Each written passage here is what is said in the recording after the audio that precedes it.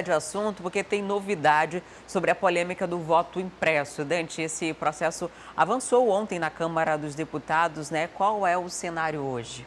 Ele avançou, Adriane, foi feito o relatório, né? O relatório da comissão. Primeiro, esse relatório precisa passar por uma comissão para depois ir a plenário. O relatório foi apresentado, um relatório de autoria de Felipe Barros, do PSL do Paraná.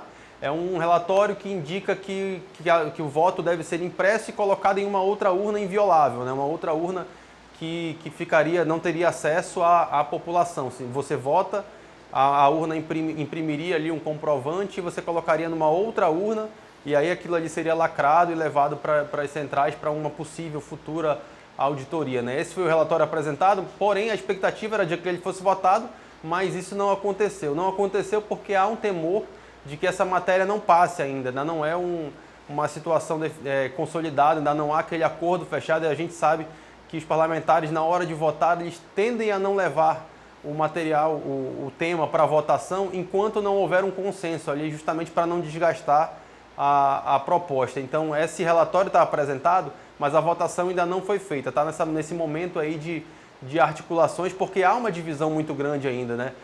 É um custo que será elevadíssimo, estimado aí em 2 bilhões de reais para você implantar esse recurso, né? Um recurso que remete muito ao que a gente já viveu. A gente está desde 1996 trabalhando com as urnas eletrônicas. Eu, pelo menos, nunca votei, né, na urna manual, mas ia votar com os meus pais ali, acompanhava aquele processo todo ali que era bem mais demorado. Não é isso que está se propondo de volta, mas está se botando um passo a mais nesse processo, né? Um dos argumentos colocados pelo deputado, pelo relator Felipe Barros para essa situação é que nunca foi provado que a urna é inviolável, que nunca foi provado que ela é a prova de fraudes, mas também nunca se provou nenhuma fraude, né? Nunca houve nenhuma fraude comprovada, né? Houve diversas acusações, a gente lembra lá que da eleição de 2014 foi judicializada por diversos motivos ali em relação na disputa de Aécio Neves e Dilma Rousseff, né? Tem essa situação sendo falada cotidianamente, rotineiramente pelo próprio presidente Jair Bolsonaro, mas é alguém que foi aí por 30 anos eleito, né? E nos últimos pelo menos quase 20 anos aí eleito com essa urna eletrônica, ele e toda a família. Então, a urna eletrônica, até onde se sabe, até o que se pode provar, né? Não tem nenhuma comprovação de que seja, né, objeto de fraude, né? Mas, mesmo assim, há essa discussão no parlamento para a adoção do voto impresso nas próximas eleições, para que haja uma possibilidade dele ser auditável, né? Para que eles peguem depois todos esses papéis que serão impressos ali e contem de um por um para saber de fato o resultado das eleições. É essa a proposta, mas que ainda não foi votado esse relatório. É um assunto que gera de fato polêmica. Eu, particularmente, Dante, vejo com muita estranheza a ação dos ministros do Supremo, sobretudo do presidente do Tribunal Superior Eleitoral, essa militância em relação à proposta, porque, gostando ou não, nós temos um poder legislativo e é o poder legislativo que legisla,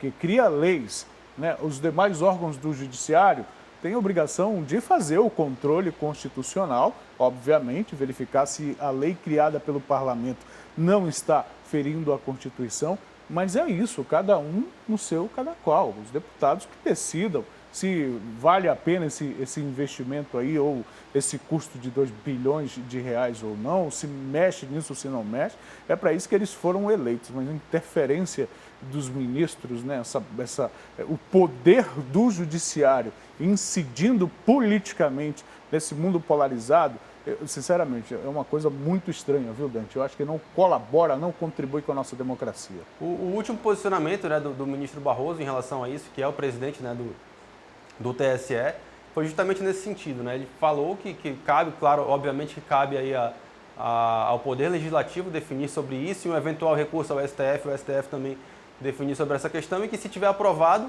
vai obviamente seguir essa recomendação. Agora também é preciso ressaltar que cabe ao TSE operacionalizar, né, toda a questão das eleições, né? Os deputados, os parlamentares vão lá, vão decidir uma situação, mas quem depois vai operacionalizar toda esse aparato tecnológico e de pessoal para fazer a eleição acontecer é o TSE. Então, há essa preocupação também de como fazer com que tudo isso aconteça e gere a mesma efetividade e rapidez de resultados que é o padrão hoje do Brasil, né? A gente não sabe de que maneira isso irá afetar, mas é uma discussão que ainda está no começo, né? Que ainda está em âmbito de comissão e ainda precisa ser muito trabalhada, inclusive articulada entre os próprios parlamentares para saber se ela vai passar ou não.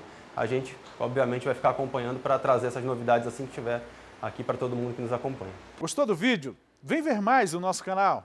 Não esqueça de se inscrever e ativar as notificações.